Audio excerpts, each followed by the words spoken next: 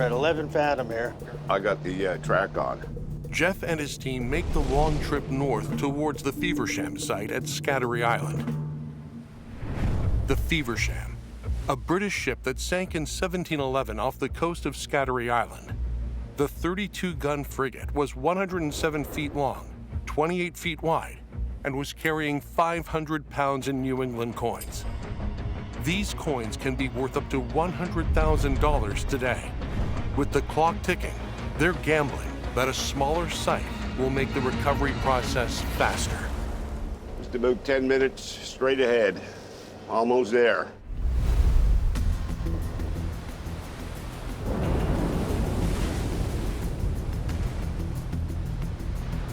As the easternmost point of Cape Breton, Scatarie is constantly pummeled by the Labrador Current, a cold southward flowing current that originates in the Arctic.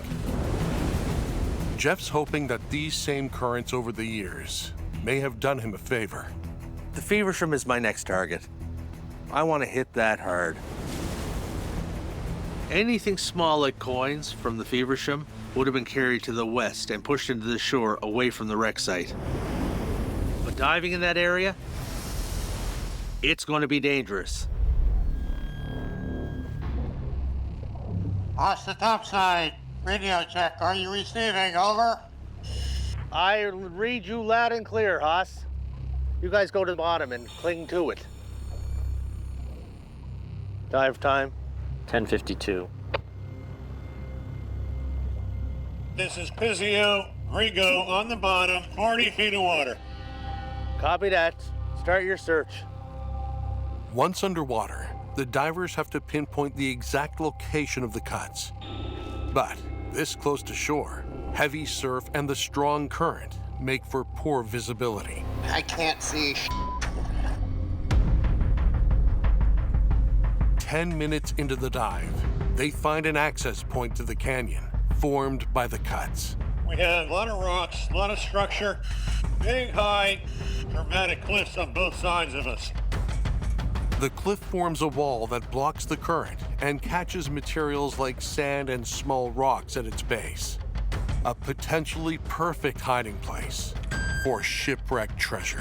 Off the top side, I am right at the rock, and I will be attempting to escalate a good hit. Over. Copy that. Top side, I have something. Top side, I believe I have a coin. He said a coin. That's what I heard. Could you bring it up with you when you're coming, please? This is Griego surfacing. I am low on air. Once you get it there, Dan, you're going to be in the current. With the wind picking up, so too is the current that runs east to west along the island. The chase boats have to relocate to pick up the divers before they're swept into the rocks. Diver up, diver up. There's Dan. He's up. 10-4, he's giving us the okay. This is you and Hoffs are leaving bottom. 2 divers up. Yes, I do.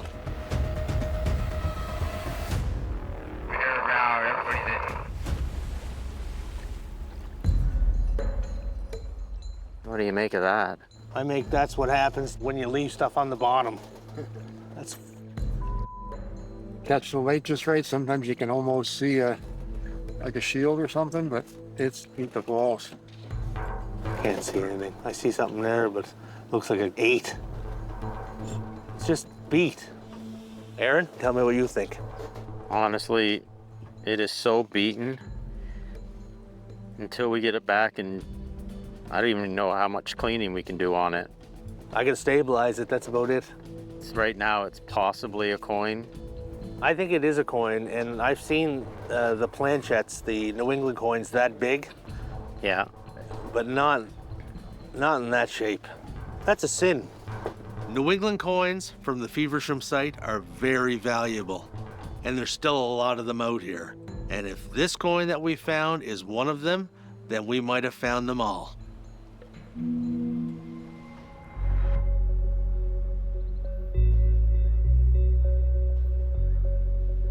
As a new day dawns in Lewisburg, team archaeologist Jim Sinclair meets with coin expert Doug Mudd. Doug is a longtime consultant for the Smithsonian Institute and International Monetary Fund. Their mission: determine the country of origin for the coin the team found the previous day. Any insight you can give us, we'd really appreciate. Okay, yeah. If it's a New England coin, it could mean the area they're diving holds the rest of the Feversham's treasure trove. Okay. It looks silver to me. To me, that suggests it could be Spanish silver, because that's the most common material we'd see out there, but maybe something else. Let's take a little closer look here. Okay, I'm looking at it, and there's really not a lot of detail that's left. Been basically smoothed out by the ocean. Look how thin that is. It's like a razor blade almost. Yeah. It's interesting because if this is Spanish silver, I expect them to be a lot thicker. Could be something much more rare than that.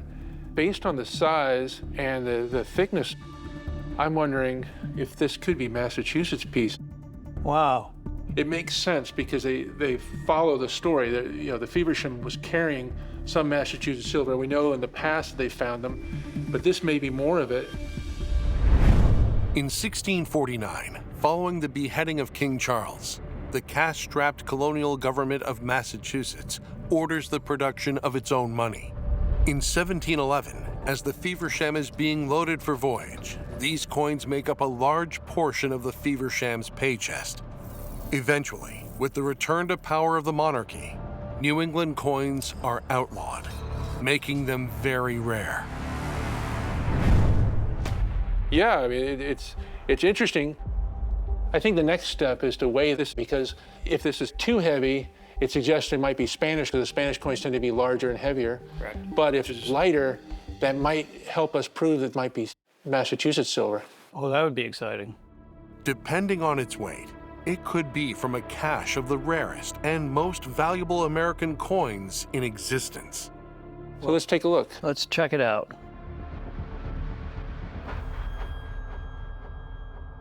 Look at this, 4.3 grams. So this is missing at least 0.3, 0.4 grams of weight. That suggests that this could be Massachusetts silver. Wow. The fact that this is 4.3 and it's as worn as it is, that tells us that this easily could be one of those. So that's very exciting to me. So what would the value of this have been? Well, at the time, these coins were the shilling, so this would have been something like 2 or 3 days worth of pay for the average person. So this is significant value, $100, $200 today. Now, as a collector's item, if this was in great shape, you're talking tens of thousands of dollars for one of these.